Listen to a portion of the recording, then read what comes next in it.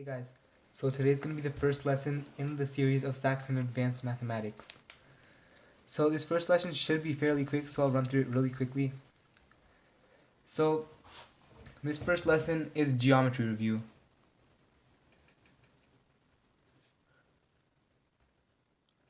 Right? So there are some fundamental mathematical terms that are impossible to define exactly. We call these primitive terms, or undefined terms. We define these terms as best as we can, and then we use them to define other terms. The words point, curve, line, and plane are primitive terms. So let's start by defining them. A point is a location. So when we put a dot on a piece of paper to mark a location, you'd think that this is a point. But this dot actually isn't a point. It's the graph of a mathematical point. It can't be a point because a point has no size, and this dot does have size. Okay, next, a curve. A curve is an unbroken connection of points. So this is not a curve because it does have a break.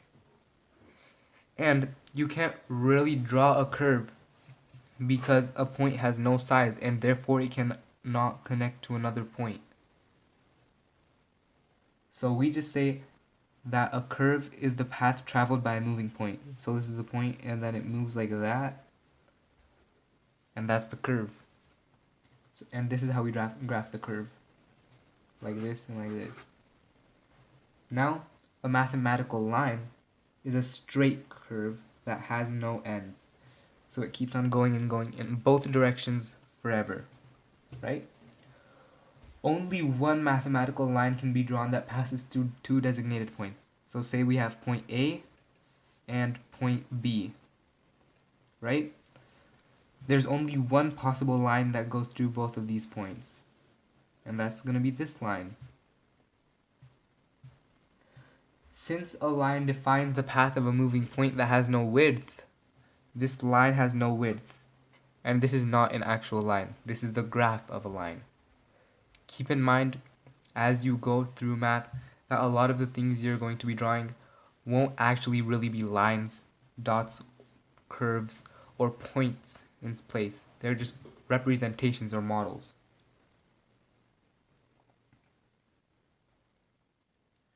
And whenever you draw a line, make sure you put arrowheads on it to show that the mathematical line has no ends.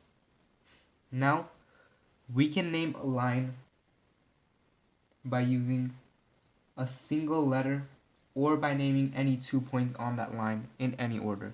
So let's say we have M, N, and P on this line. We could call this line AB because A and B are points on this line. We could also just name this line A as a placeholder, even though there are more points than A. We could also name this line AM or NB or NP, right? Always make sure you have this symbol. This symbolizes a line. Okay, next, a part of a line. This is how you graph a part of a line, with 2 dots on the ends. These dots can either be closed dots or open dots. So if you have a line going from positive 3 to negative 3, or a line segment I should say, and it has closed ends, that means negative 3 is a point on this line and positive 3 is a point on this line. But if it has open ends, that means that it keeps getting closer and closer and closer to positive 3. But as soon as it hits positive 3, it doesn't exist. So positive 3 isn't actually a point on this line, and negative 3 isn't a point on the line either. And instead of writing the name segment, we can use any 2 letters in any order and 2 arrowheads to name the line segment. Sorry, no arrowheads. So let's say this is point A and this is point B, and we have this line that I drew, right? We'd name this line AB. Notice that this has no arrowheads, it's just a simple line segment. That's how you note it. You can also say BA if you wanted, because there's no back and forward in space. Next, the length of a line segment is designated by using letters without the overbar. So if you wanted to tell a person how long line AB is, you would say AB. There's no overbar on top of it. You could also say BA. AB is equal to BA, because the length of AB is equal to the length of BA. So this isn't really accurate, because the words equal to, greater than, and less than are only used to compare numbers. Only used to compare numbers. Alright? So when we say that the measure of one line segment is equal to the measure of another line segment, we mean that the number that describes the line segment is equal to the other number. So when I say AB is equal to BA, that doesn't mean that AB is equal to BA. It means that the length of AB, which is going to be 6, right, is equal to the length of BA, which is also 6, because -3 and +3, there's 6 in between. And 6 is equal to 6. So you can also say that AB is equal to BA. When we name array is a line that starts at a point and it goes on into infinity. It's sometimes called a half line. Okay? So let's name this array T, U, and X. These are 3 points on the array. Now we can call this array TU or TX with one arrowhead. You don't need to draw this little point here, but I like to draw it just to show that it's an array and it has a point. Similarly, you could also draw an open circle. Now this open circle isn't really standard notation, but I like to draw it just because. Now, two rays that lie on the same line and rays that are collinear and that share a common endpoint are called opposite rays. Let me draw one of those for you. So this is ray point A. This is point B. This is one ray. Now we have point C, and this is another ray. Completely separate rays. Right? Ray A, ray B. Now these rays are called opposite rays. Opposite rays. If you notice, they both basically just look like a line. And let's flip the page. Nope, that's two. Alright. And when two geometric figures have points in common, we say that these are points of intersection.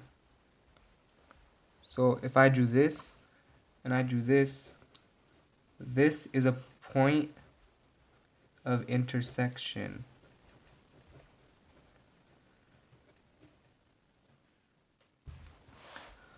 We say that the figures intersect each other at these points.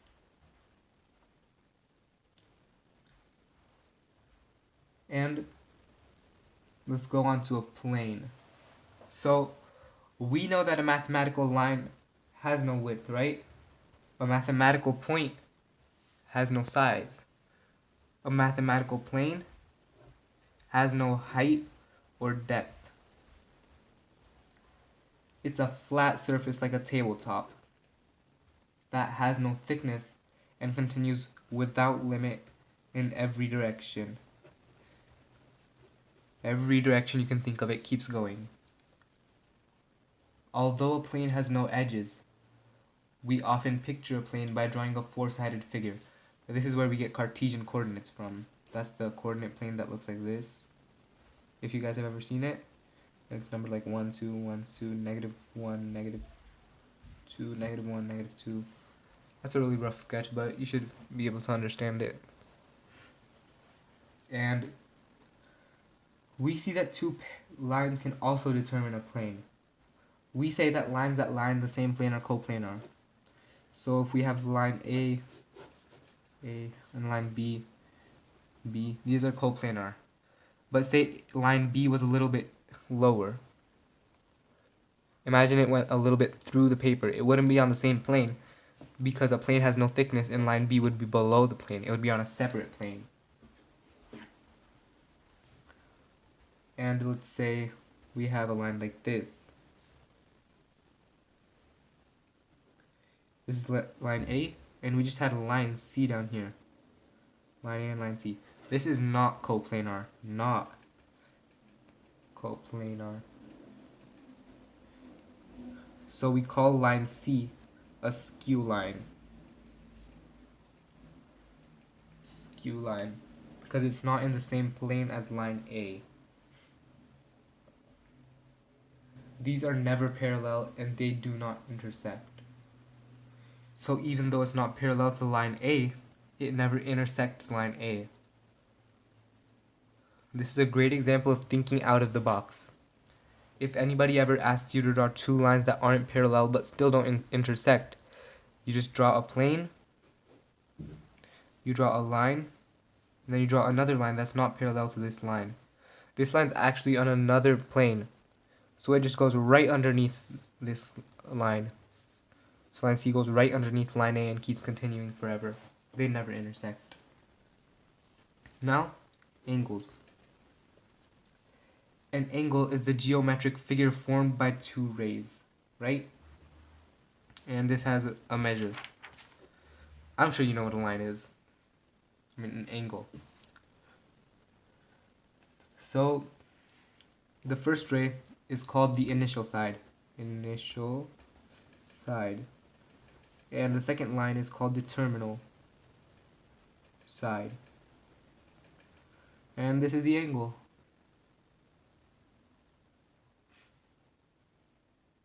We define an angle with this. So let's say this is point A, point B, and point C. We say angle BAC or angle CAB. Keep in mind that you cannot say ABC because that would tell that there's a line here and we're actually measuring the little angle right here. I'm sure you can't see that, but I'm sure you understand. So there's a couple names for special angles. We've got a straight angle. This is a 180-degree angle. We've got a right angle. This is half of a straight angle and it's a 90-degree angle. You draw this 90-degree angle with a square. That's a square. An acute angle is an angle less than 90 degrees. Acute.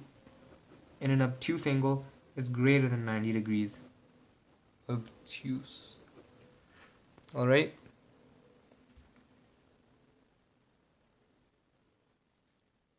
And we're going to set up the stuff that you need to know for how to do trigonometry proofs. So to say that something's equal, so if we wanted to say that line A is equal to line segment B, we'd do a tick mark. And then if we had another line segment, keep in mind this one's shorter than this one, we'd put two tick marks. That says these are equal and these are equal. Now if we have two line segments, this one is clearly longer than the other. But we can also tell that they're parallel. We use parallel markings. We can also do this for angles. Tick, tick. And now if I do this, I have two tick marks in this little angle.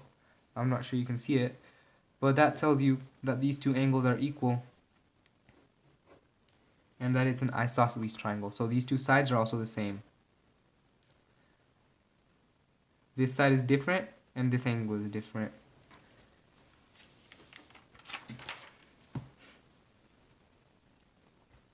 Alright. This angle is also called isogonic.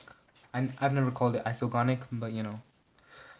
Alright, and I won't get too deep into this because I'm assuming that you know this from a couple years back. But these are transversals. In a transversal, this angle is always equal to this angle, and this angle, yes, 120, is always equal to this angle, 120. Similarly, this angle is always equal to this angle, and this angle is always equal to this angle. And this line just intersects these two lines. That's about it. Now, I'm sure you know how to find area, but we'll go through it just because. So, the area of a rectangle, this is length, and this is width. Let's just turn on the light real quick so that you can see it better. Right? So, the area of the rectangle is the length times the width. Now, the area of a triangle is 1/2 the base times the height. So, to use that formula, this has to be a right angle. This is the h, this is the base, and you divide it by half. If you have a triangle that's like this, first you have to find this little thing, that's the height, h and b, and then you use the same formula, 1/2 bh. And even if it's like this, you have to find the height like this, h, and this part's b.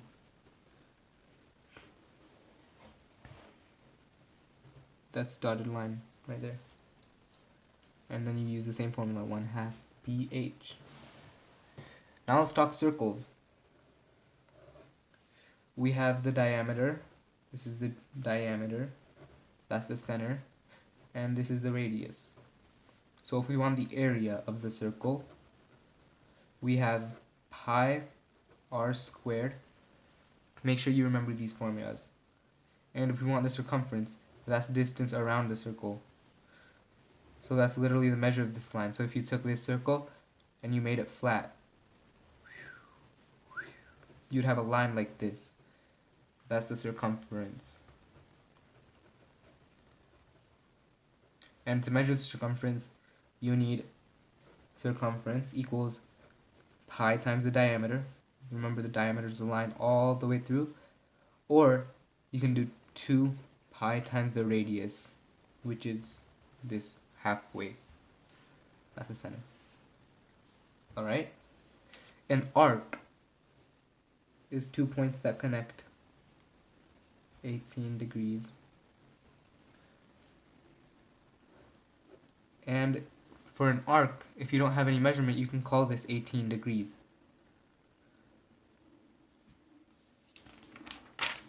So logically, if you have a 360 degree arc, you have a 360 degree circle.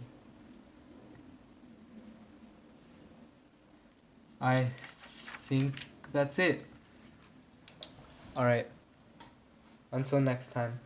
And next time we'll probably be doing some practice problems too.